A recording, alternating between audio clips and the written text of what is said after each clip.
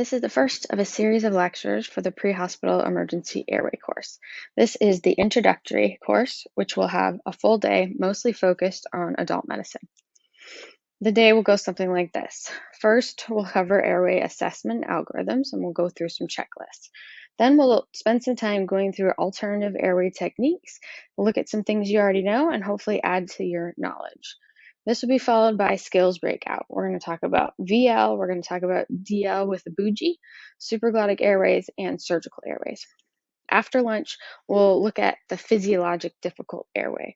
So what are the risk factors for peri-intubation cardiac arrest, and how can we mitigate those risks for our patients? And then we'll end on a note about pharmacology, specifically in the critically ill. The afternoon will entail all integrated scenarios to practice what we've been talking about. So the topics for the first lecture include the implications in training and experience for paramedics, characteristics of a difficult airway and how we're going to assess them. And then we're going to go through some airway algorithms and checklists that can help us take care of our patients. When we're thinking about implications of training and experience, we want to think about things that we can change in a positive manner to benefit our patients. Now, there is some controversy in some states about non-physician intubators, specifically in the pre-hospital setting. In our state, we intubate. So we're not going to discuss a great deal about the litigious things. We're not going to talk a lot about risk from a law standpoint. We're going to look at how we can improve the procedure that we're doing and make it safer for our patients. This was a nice study that was done to compare physicians and non-physician intubators. Now, the reason they used the term non-physician and not just paramedic was there was some critical care nurses in this cohort as well. When we look at physicians who are intubating, obviously sometimes the practice environment is different, but this study looked at pre-hospital physicians. So these were physicians who were working in the back of a medic unit right alongside paramedics. And what they found in this study was a really high success rate, 99% for overall for intubations, and about 88% for first pass success in the physician group. Now, when compared to the paramedic group, the overall success was very high. We looked at 97% success overall, but the first pass success was only 78%. Now, this is where you can see we have some room for improvement. So a lot of the content that we're going to talk about throughout this course is how can we improve our first pass success and why does that matter? Here's a study done in King County looking at paramedic students. So what we're looking at is how many intubations does a paramedic student need on average to get a first pass success that gets us over 80 or even 90%. So you can see the overall success for the paramedic students, even in their first 5 intubations or so, was pretty decent, right? They were in the high 80s or even over 90 for overall. But first pass success, of course, was much lower, which is kind of intuitive in the early first few intubations. So under 5 intubations, they had less than 70% first pass success. But overall in this cohort, what they found is once they reached 20 pre-hospital intubations, on average, they were over 80% for their first pass success. Of course, the higher the number for first pass success, the better, but 80% is a good goal for a safe beginner. So maintaining proficiency is a challenge even after those initial intubations. Looking at a national average, there was some registry studies done that showed many medics are only intubating one person a year after their initial training. Now, 12 intubations a year is suggested by some evidence to maintain our competency, but we know that even ER physicians don't always have 12 intubations a year.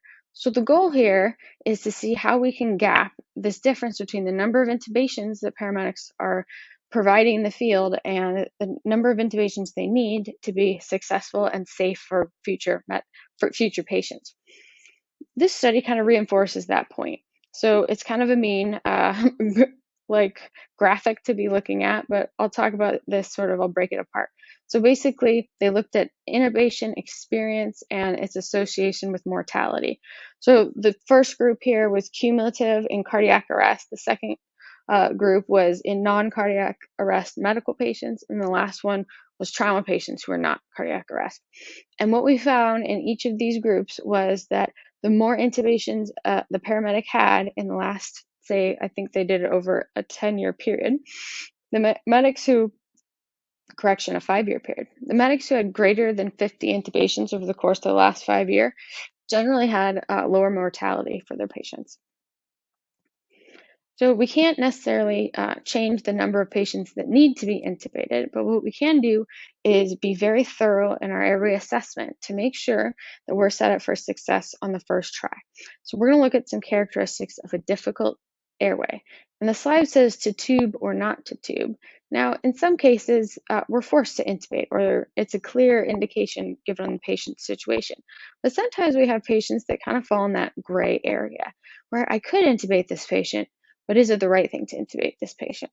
So a quick airway assessment can get us the answer to that question. When we're thinking about difficult airways, this is something I can predict. I can look at some features both anatomically and physiologically with my patients, and I can predict if it will be difficult. A failed airway is much different. That's something you experience when you have a failure to intubate, or even worse, a failure to oxygenate and ventilate the patient. So let's be very thorough with our assessments so we can assess for difficulty, because difficulty can help us predict the likelihood of failure. So thinking about airway management, we're going to talk about it in the 10,000-foot view. It's not just about intubation, but it's about any airway procedure. So this next section I'm going to call alphabet soup because there's a lot of mnemonics in medicine in general, but definitely for airway. A mnemonic you may have all heard of before is the lemon mnemonic. This is for difficult intubation. Of note, this is specifically geared towards direct laryngoscopy. But we also want to think about other airway procedures and if they'll work as a rescue or even a primary. So we'll talk about a mnemonic for difficult BVM being Roman, a mnemonic for difficult supraglottic devices, rods, and lastly, a mnemonic for surgical airways, because this is our last ditch effort on a failed airway, and that is SMART. Notice that none of these are contraindications to these procedures. They're rather just things that may make them likely to perform and be successful. Quickly, let's go through each of these. So when I'm thinking of lemons, I'm thinking of looking externally. This is your gestalt. You walk in the room, your first impression of the patient's airway is if it will be difficult or not. Now, gestalt is very helpful for paramedics who are experienced.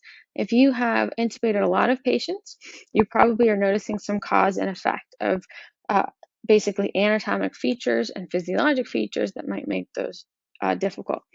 But for our medics who are a little less experienced, the airway assessment and looking at the landmarks, making this a little bit more systematic is going to be very helpful.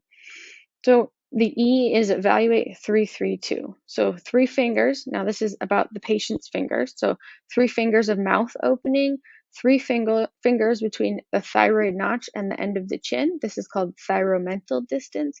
And then 2 fingers above that thyroid notch to the hyoid. If a patient has about 3, 3, and 2 fingers in these locations, this predicts our ability to perform direct laryngoscopy, meaning they have enough space in their jaw to displace the tongue and get a straight line of sight to the glottic opening. Now, of these, and actually of the entire lemon mnemonic, the one that is the most recognized or basically studied the most to be successful is the B here, which is thyromental distance. So if you're going to do nothing else, take a look at their chin and see if they have a short chin, because that predicts difficulty with direct. Next, we'll talk about Malampati. Now, you probably heard about Malampati or seen an anesthesiologist perform a Malampati on a patient in a controlled setting. When we're in the emergency setting, we're really doing a modified Malampati, meaning when I do that the first 3 on my 3-3-2, I'm just noticing what do I see? Can I look all the way back in the mouth and have no problem, or is it all tongue and nothing else? The reason this is important is because it gives us an idea what we might see once we walk down the airway with our direct laryngoscope. So the Cormack-Lehane grade scale here correlates with the Malampati score. So a Malampati of 1 will give us a Cormack-Lehane grade of 1, meaning with proper positioning and proper technique, I predict that I should be able to get a complete view of the vocal cords with all the airway structures in alignment.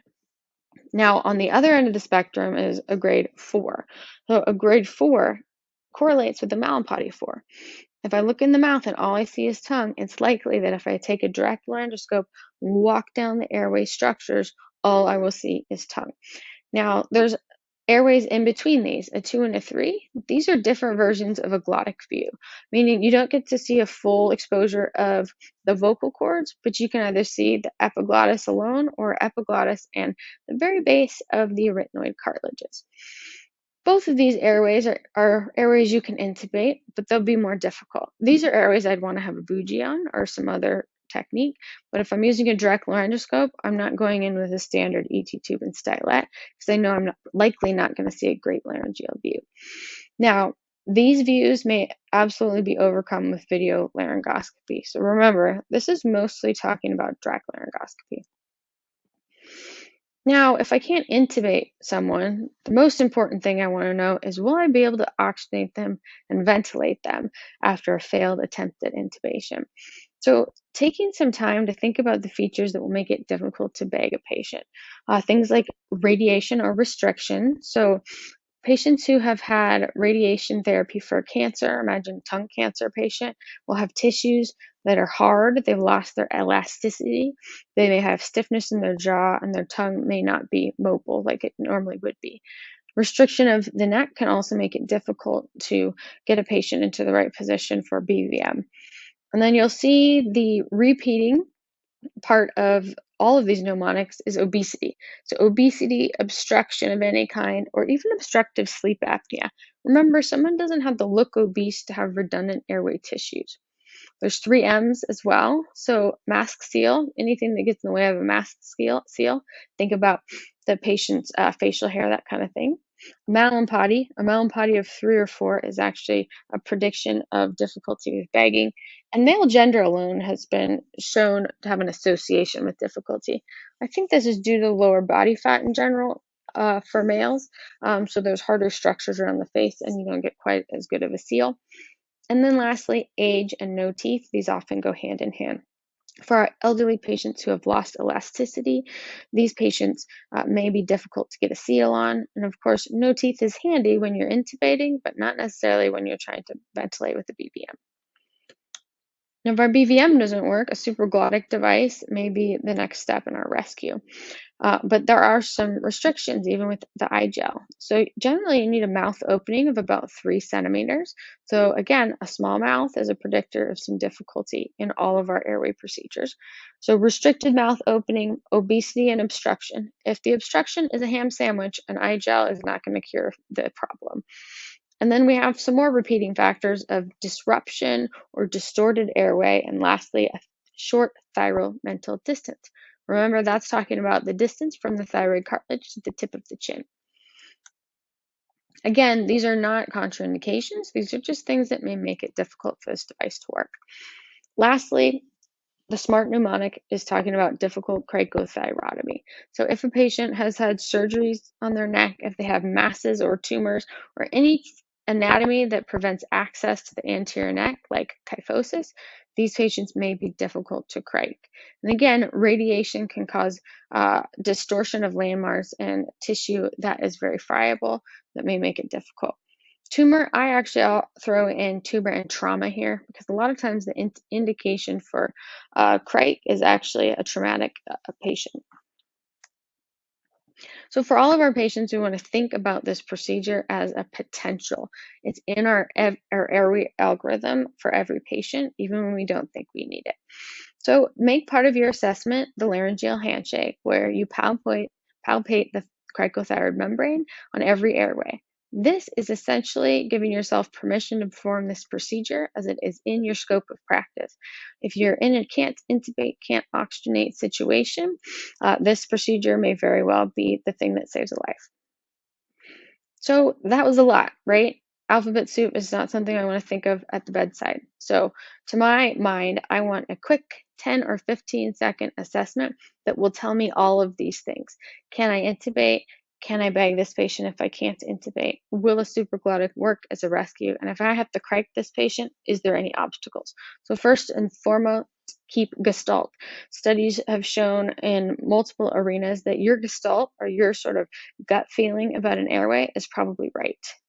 Then get your hands on the patient, move their neck. If they're not awake, get them into a sniffing position early. If they're awake, Ask them to move their head forward and back.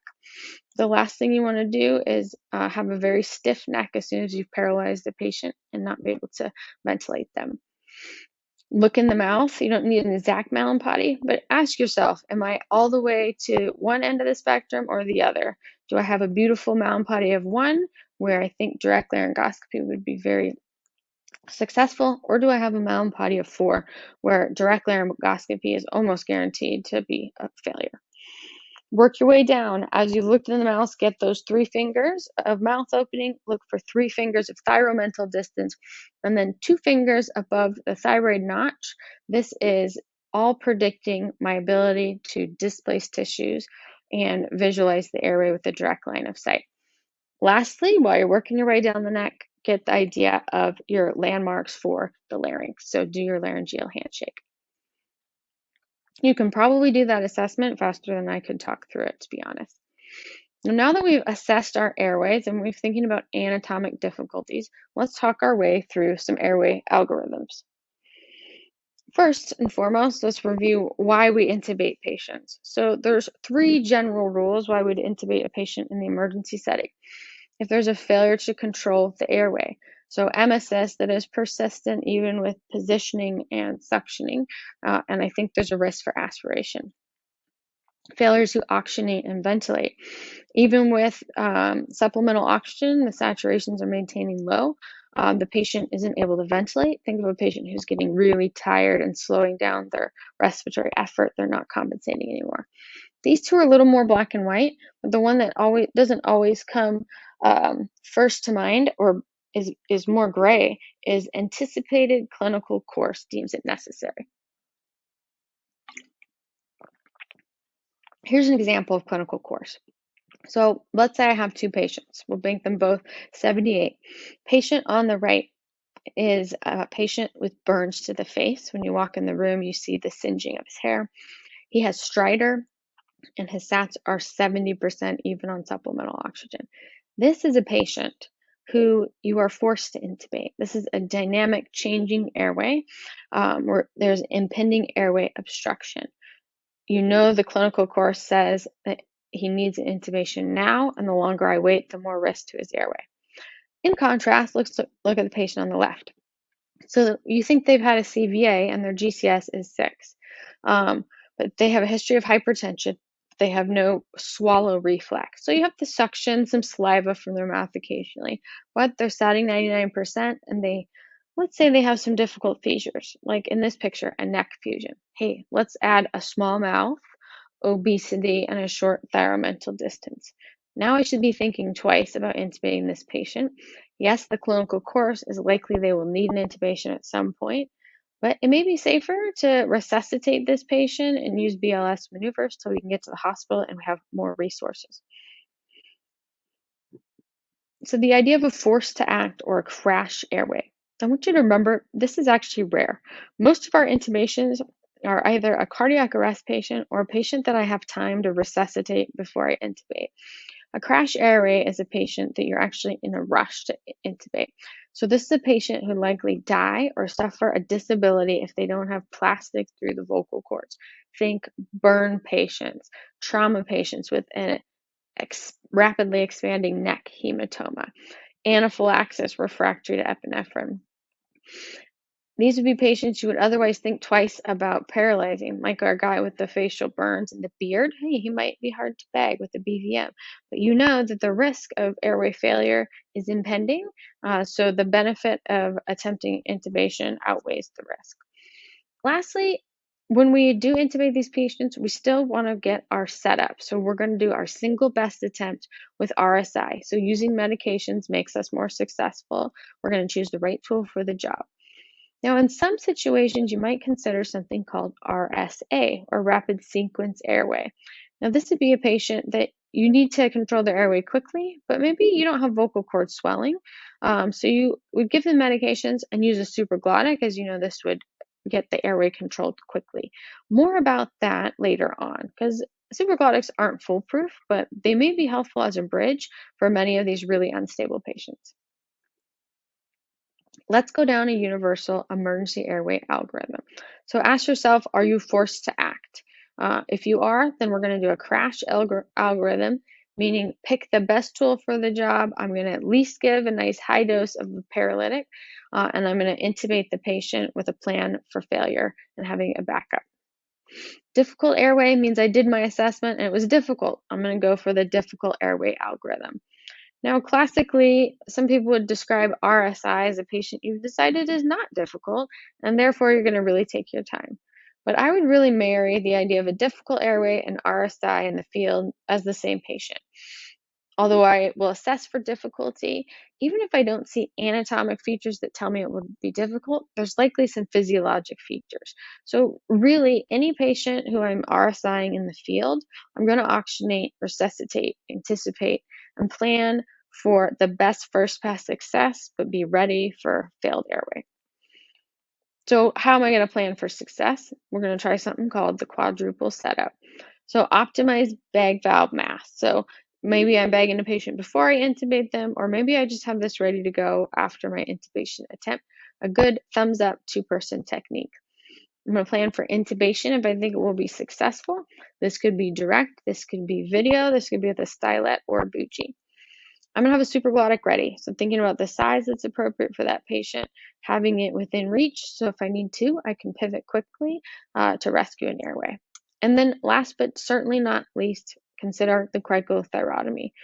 If every other airway tool fails, I will be seamlessly moving to a surgical airway. So make sure you have your crite kit on hand anytime you're going to perform an intubation.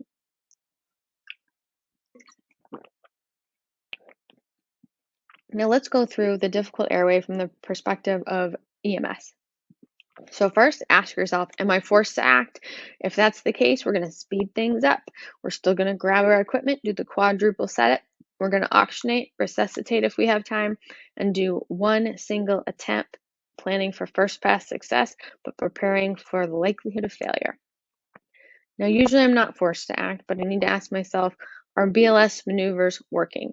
If you come across a patient whose face is swollen shut from anaphylaxis, you can't oxygenate and can't ventilate them, sure, you're going to give epi, but the epi's not going to work fast enough to quickly reverse airway edema. I may need to move quickly to a cric as a plan A, with the caveat that we should always consider an SGA. Although an SGA wouldn't be definitive, it may buy me some time.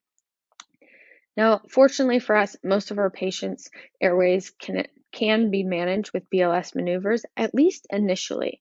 So before I move on to an intubation, once I have a patient who I can oxygenate and ventilate with BLS maneuvers, I want to ask myself, what's the risk versus what's the benefit? So if there's airway swelling, if there's aspiration risk or very long transport, then I should be thinking about intubating the patient. The other thing I would say about this is ask yourself if there's something reversible. Check their blood sugar, check their pupils, maybe try some Narcan if you think it's indicated. But those things aside, if I don't have something rapidly reversible and I have risk for swelling, aspiration, or very long transport, the risk has shifted, so I should consider RSI.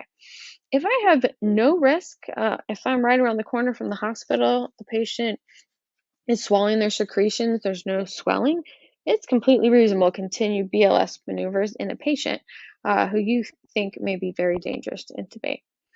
But a patient who you think is high risk and needs an intubation, ask yourself, will RSI be successful?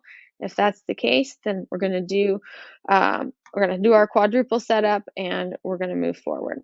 So RSI for these patients. These are most of our intubations that aren't cardiac arrest. It's rare that I'm forced to act. It's rare that BLS maneuvers don't work. Now, there is a subcategory of patients who, let's say, have some aspiration risk and a long transport, but you're not sure if you actually be successful with RSI. So they have some of those features, okay? Maybe they're obese, they have a small mouth, they have a very stiff neck. You're worried that your primaries and your backups may not work. These are patients that may benefit from awake techniques, and by far and away these should be done in the hospital because we can use topical anesthesia. If we do an awake technique in the pre-hospital setting, we're risking aspiration as not using a paralytic can knock out their gag reflex. So we really want to use RSI, or we can consider RSA, so rapid sequence airway. Remember that even if you're forced or you're not forced and you think you'll be successful, potentially any airway could end up in a failed airway algorithm and lead to needing a surgical airway. So let's talk about the failed airway algorithm. Once I have a failure of an airway, I need to ask myself, am I in a can't intubate, can't oxygenate situation? Or am I in a can't intubate, can oxygenate situation? So ask yourself, we have a failure to maintain oxygenation. The first thing we should do is beg better. Two-person thumbs up technique, redo your jaw thrust, get the airway in a line. If that doesn't work, think cricothyrotomy. More on that in a moment. If you had a failure to intubate, but you still can oxygenate, then this is a different situation. We have some time to slow down and think of what our next plan is. What is our alternative airway? Now, if I have a failure to maintain oxygenation, I'm thinking cricothyrotomy. I think about a supraglottic as a bridge between I can't bag a patient and I need to do a surgical airway. So it goes a little something like this. Can't intubate, can't oxygenate. My brain should be thinking cric. As I'm moving to the neck with the cric kit, my partner is going to do a single attempt at a supraglottic.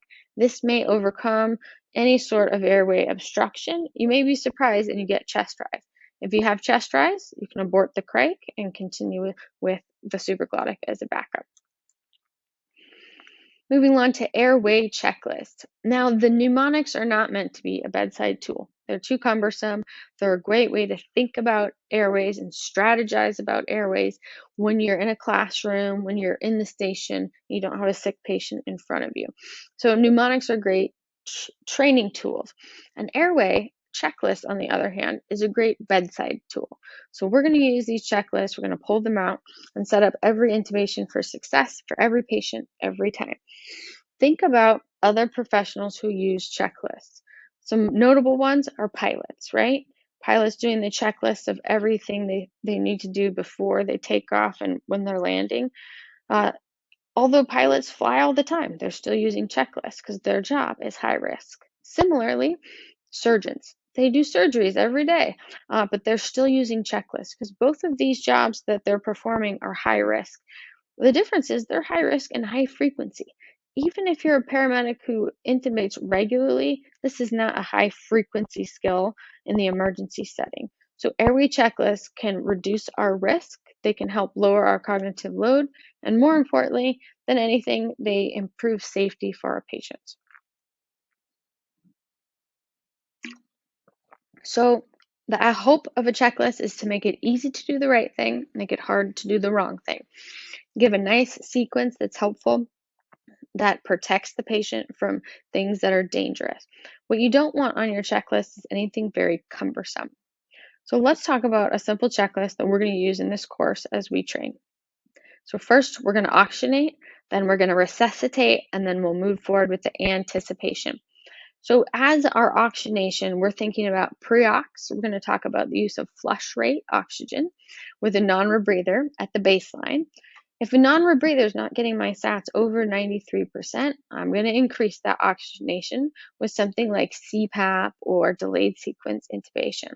I'm going to have the patient upright to pre-oxygenate, try to keep them upright if I can while intubating. And during my intubation, leave a nasal cannula in place for apneic oxygenation. This afternoon, we're going to talk about each of these in great detail. Resuscitation. So think about starting some IV fluids, blood. If the patient needs blood, give them blood if you're carrying blood. And then don't be afraid to feather in the vasopressors early. We'll get into the nitty-gritty of vasopressors a bit more this afternoon as well. And then think about the physiology. Why are they sick? What can I do to resuscitate this patient and prevent them from dying while I intubate them? This is really what the resuscitation portion is about. Now I've got oxygenation going, I've got my fluids and my vasopressors hung. This is the time to get my anticipation and do my airway assessment. With my airway assessment, I'm going to form and announce my plan A, B, C, and D to the whole crew. I'm going to assign tasks to each crew member, and then I'm going to prep my equipment and my medications. Now, what you don't need on a checklist is something like check that the light is white, tight, and bright, check that the balloon has no leaks. These things are things you know like riding a bike. These things are second nature. So don't overdo your checklist to have too many items on it. Otherwise, it will not perform how it's going to perform. So to decrease cognitive load, it needs to be concise and to the point. It needs to be one-sided on a sheet of paper and easy to read. So wrapping up, our first section, we're going to encourage everyone to be aggressive about not only skills acquisition, but skills maintenance. When you have new paramedics, help them get those first 20 to 50 intubations under their belt to be a safe beginner. Fight to get them OR time, keep them in aggressive training programs. Assess every airway for difficulty. Even if your Gestalt tells you it won't be difficult, take a minute, put your hands on the patient, look in their mouth, give them a laryngeal handshake.